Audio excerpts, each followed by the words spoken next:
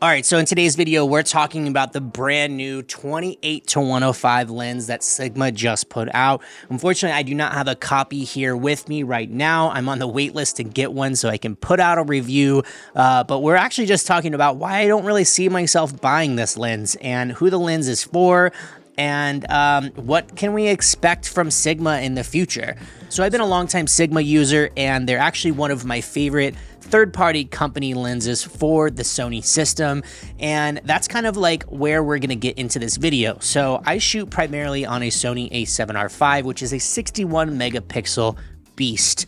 And with 61 megapixels, you can actually set the camera up to be able to do crop mode, which gives you a 1.5 crop. Now, when you put it in crop mode, you get a 26 megapixel image, and that's still a really good quality image. Like, it's plenty enough for the internet, it's plenty enough for prints, and I tend to find myself at weddings shooting on this. So this is a 28-70. This is their contemporary lens. This is my favorite lens. It's my go-to lens. It's so small, it's so lightweight and compact, but at 70 millimeters, if I hit that crop mode, I get a 105 because 70 times 1.5 is 105. Correct me if I'm wrong. I did drop out of high school. Don't do that. But anyways, yeah. But I will actually be upgrading this lens to the 24-70 2.8 art lens that I recently reviewed. That video will be up here if you want to check it out. Why? Because I absolutely fell in love with this lens. It's lightweight. It's compact enough for my kit, but it's incredibly fast and it's incredibly sharp. And with the ability to have that crop mode at 105, I don't need to drop $1,500. I could drop $1,100, save a little bit of money.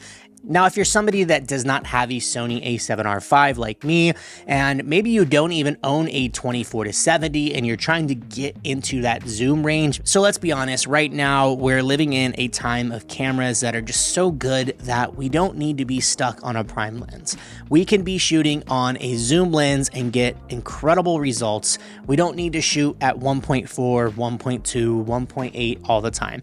I'm actually typically shooting on this lens right here at 2.8 all the time, and the images are great. They come out good. If I really want to get some more bokeh and I want to shoot anything with more shallow depth of field, I usually throw on an 85 1.8, and that's plenty as well. All right, so if you're somebody that is maybe still shooting only on primes, you have that 35, 50, 85 kind of trinity, and you're just tired of switching your lens all the time, then I think buying the 28-105 is kind of perfect, especially if you don't have a camera with high megapixels that allows you to crop. Then getting this lens is going to hit every single kind of focal length that you're going to need. Obviously, you're shooting at a 2.8 and not a 1.4 or 1.8, but let's be honest. I mean, with cameras these days, the low light, the bokeh, everything else, it's just so good. You don't need to only shoot on a 1.4 or 1.8, etc. You could shoot on 2.8 and get incredible results. So one of the biggest reasons I don't see me getting this lens is honestly just the size of it. It's just a little too big for me. It's a little too big to keep in my bag. I like to have more compact lenses, and since I have that ability to crop in and get the 105, I think the 24-70 2.8 art lens Mark II, that's a whole lot of words, is really just perfect for me. I could save a little bit of cash and, you know, still have the reach if I want. But honestly, who knows? Maybe when I get this lens, I will absolutely fall in love with it and I will keep it, and it might be able to fit on another body for video or something like that. But yeah, I wanted to keep this video kind of short. Are you going to get this lens? Are you not going to get this lens? What do you think about the lens? Let me know in the comments below. I'll see you in the next one. Peace.